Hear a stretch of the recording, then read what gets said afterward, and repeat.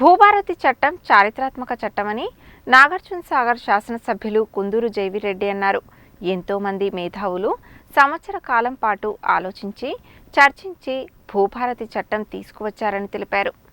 రాష్ట్ర ప్రభుత్వం ప్రతిష్టాత్మకంగా తీసుకువచ్చిన తెలంగాణ భూభారతి చట్టంపై అవగాహన సదస్సులలో భాగంగా శనివారం నాగార్జునసాగర్ నియోజకవర్గం అనుముల మండల కేంద్రం సమీపంలోని కొత్తపల్లి రైతు వేదికలో భూభారతిపై నిర్వహించిన అవగాహన సదస్సుకు ఆయన ముఖ్య అతిథిగా హాజరయ్యారు. రైతులను ఉద్దేశించి ఎమ్మెల్యే మాట్లాడుతూ రాష్ట్ర ప్రభుత్వం భూభారతి చట్టాన్ని ప్రతిష్టాత్మకంగా తీసుకువచ్చిందని అన్నారు. ధరణిలో పలు భూ సమస్యల పరిష్కారానికి అవకాశాలు లేవని, అలాంటిది భూభారతి ద్వారా ఆ సమస్యలన్నింటికీ పరిష్కార మార్గం దొరుకుతుందన్నారు. రాష్ట్ర ప్రభుత్వం పేద ప్రజల సంక్షేమానికి పలు అభివృద్ధి సంక్షేమ కార్యక్రమాలు అమలు చేస్తున్నదని, భూభారతి చట్టంతో పాటు కులగణన, సన్నబియ్యం పంపిణీ వంటి ఎన్నో ప్రతిష్టాత్మక కార్యక్రమాలను అమలు చేస్తున్నదని, వీటి సక్రమ అమలుకు ప్రజలందరూ సహకరించాలన్నారు. రైతులకు సంబంధించిన భూ సమస్యలను చర్చించి పరిష్కరించేందుకు తామెల్లప్పుడూ ముందుంటామన్నారు. జిల్లా కలెక్టర్ ఇలా త్రిపాఠి మాట్లాడుతూ ధరణిలో పరిష్కారం లేని ఎన్నో సమస్యలకు భూభారతి ద్వారా పరిష్కారం దొరుకుతుందన్నారు.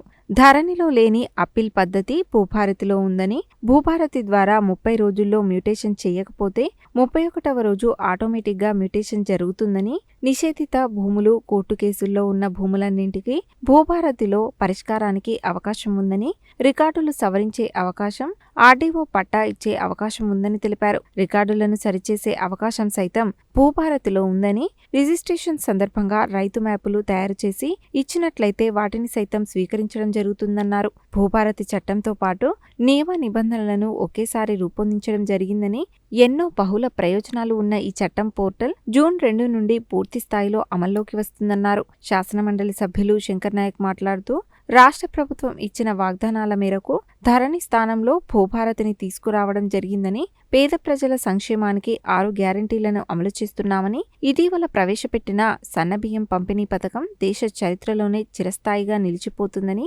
ధరణిలో పరిష్కారం దొరకని సమస్యలకు భూభారతిలో దొరుకుతుందని తెలిపారు. Miryalaguda sub collector Narayana Amit, in charge tahsildar రఘులు భూభారతి చట్టంపై రైతులకు అవగాహన కల్పించారు. కాగా ఈ సమావేశంలో మాజీ ZPTC Karnati Lingareddy, market committee chairman Chandrasekhar Reddy, Venkatreddy తదితరులు మాట్లాడారు. మండల ప్రత్యేక అధికారి, జిల్లా విద్యాశాఖ అధికారి భిక్షపతి, ఎంపీడీఓ సుజాత తదితరులు పాల్గొన్నారు.